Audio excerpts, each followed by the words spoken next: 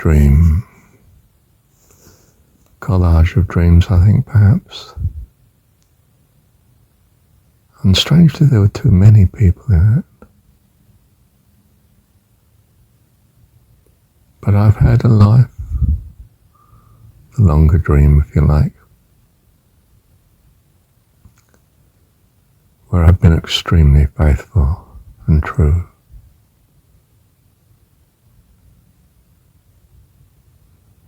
But without God,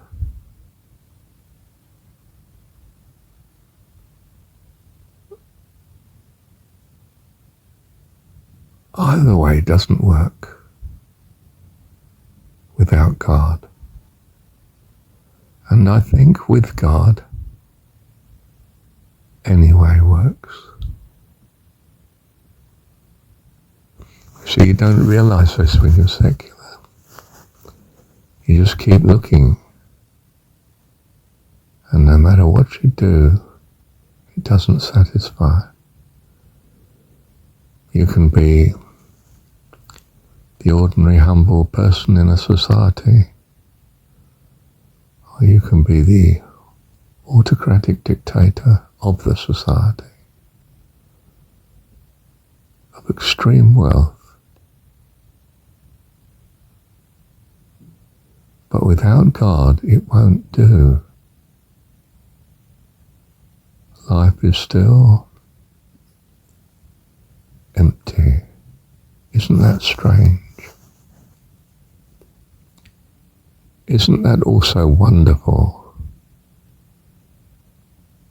To realize what you really need is God. It's not a partner or a community. It's not wealth or endless travel.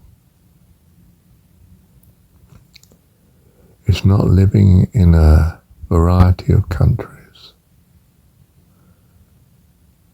It's not being a variety of roles, or any one specific role.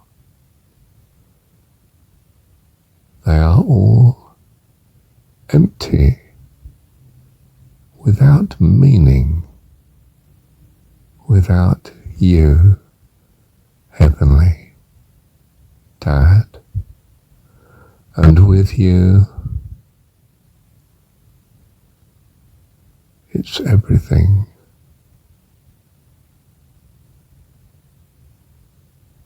And yet it's just to be with you. It's not the everything that counts, but you. My soul longs for you.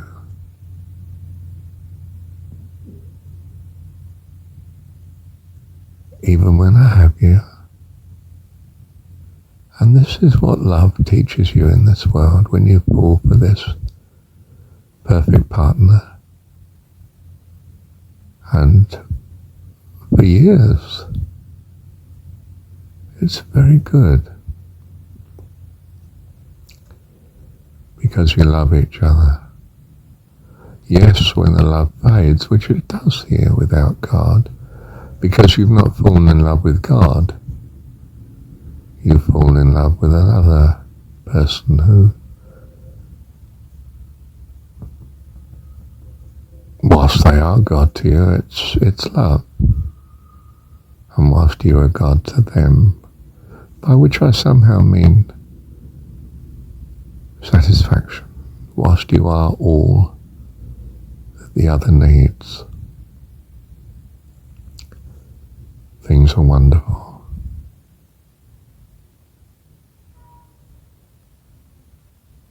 So you need God, because only God is the eternal relationship. Perhaps all the souls in heaven are in an eternal relationship with you, and that's what's magnificently wonderful. And perhaps that's because they all have this relationship with God. And therefore you.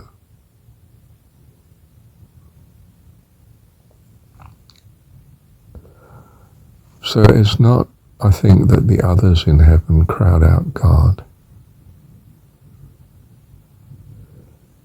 It's that they complement the relationship with God. It's a happy family. The kids love each other. They're all loved of mum and dad.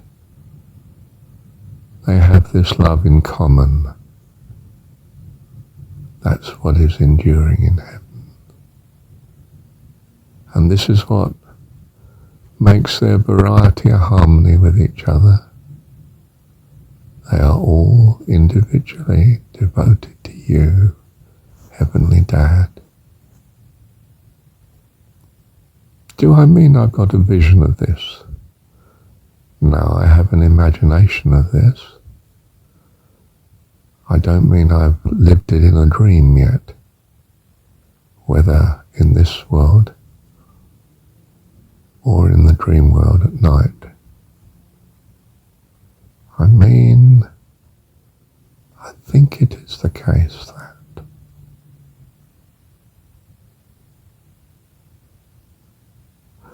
my soul longs for you, Lord. Nothing else will do. To love you and to have your company always. It is written that you dwell in us. I've not entered into the fullness of this yet, I know that. But I so want to, Father. My soul longs for you. Nothing else will do.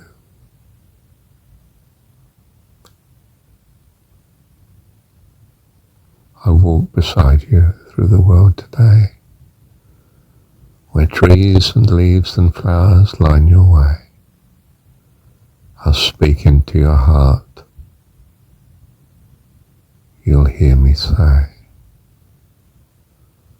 I walk beside you through the world today. Always. One who can say always and it be a reality. And one who can transform us, that we are in harmony with that reality forever. Life abundant, life eternal.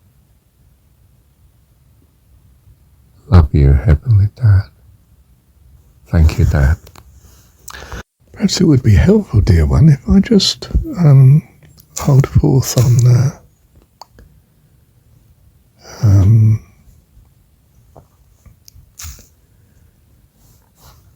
1 Corinthians, supposedly Paul, whoever Paul was. He may be as fictitious as Jesus in a sense, you know. I don't mean that in a disparaging way. I mean it may just be story. Paul inclusive. Many of the characters of Scripture are, aren't they? You know, the great King David, well, his greatness was greatly exaggerated, to say the least. Solomon and you know, Abraham, Isaac, and all that. I mean, the evidence of them in history, not really. No, I don't think we'd say that. I think we'd say historicity. Yeah, let's see now, is it 1 Corinthians 13? Let's see, shall we? Oh. 1 Corinthians 13. Oh, well, I think the whole thing is goodness.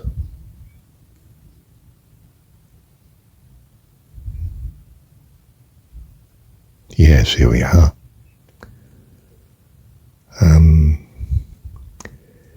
4. Isn't that interesting? It's the number of man. 1 and 13, of course, 13, 4, and add the 1 of Corinthians and you got 5. So listen up, okay? Charity, the King James says charity, I understand, because anyway, love. It's the giving without just the sheer joy of giving. Charity suffereth long, by which he means is incredibly patient. Love is patient, we would say in modern English. Love is patient, love is kind. Anyway, charity suffereth long and is kind. Charity envieth not. I think I'll say love. Can I go back to it? I'm going to change the King James, but I'll read King James otherwise. Love suffereth, love is patient, love is kind, envieth not, vaunteth not itself, and is not puffed up. Love does not behave itself unseemly, seeketh not her own, is not easily provoked, and thinketh no evil. Love rejoices not in iniquity, but rejoices in the truth. Notice that contrast. The words are not, it's hard in translation, isn't it? Would you have thought truth and iniquity were polar opposites? In a sense. See if you can get that sense. That's verse 6, incidentally. That love rejoices not in iniquity, but rejoices in the truth. Verse 7, love beareth all things, believeth all things, hopeth all things, endureth all things.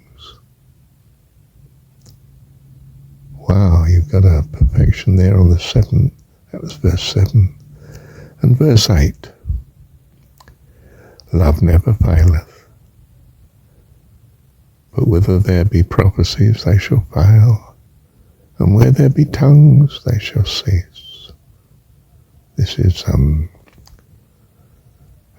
divine words of guidance and teaching, you see. Whether there be knowledge, it shall vanish away.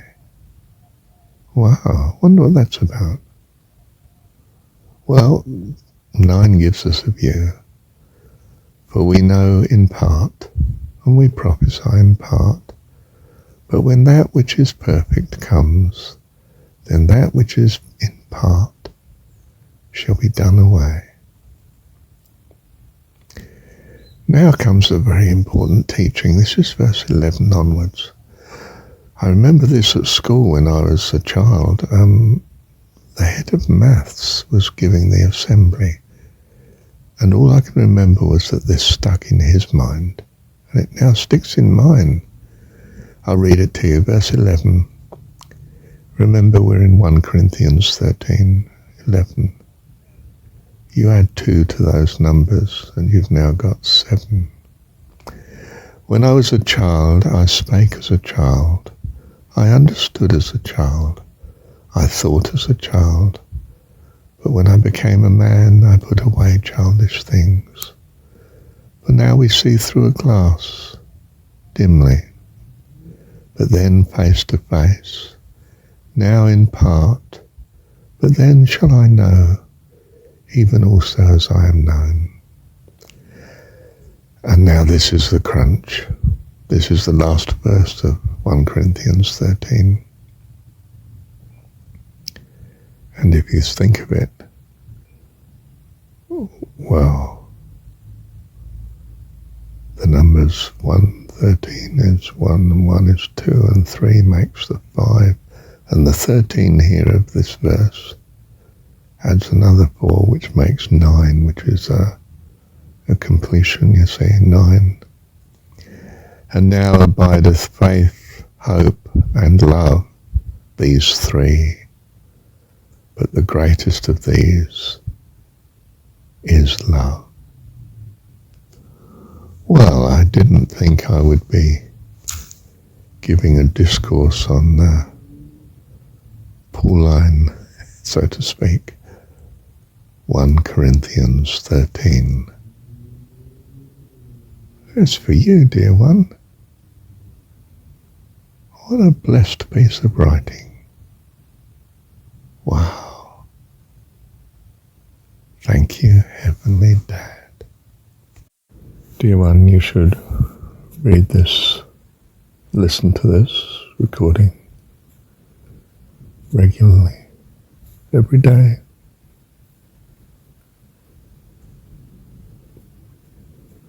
Just to bless you. Thank you, Heavenly Dad. And incidentally, H, heaven, is a discourse on heaven. Thank you, Dad.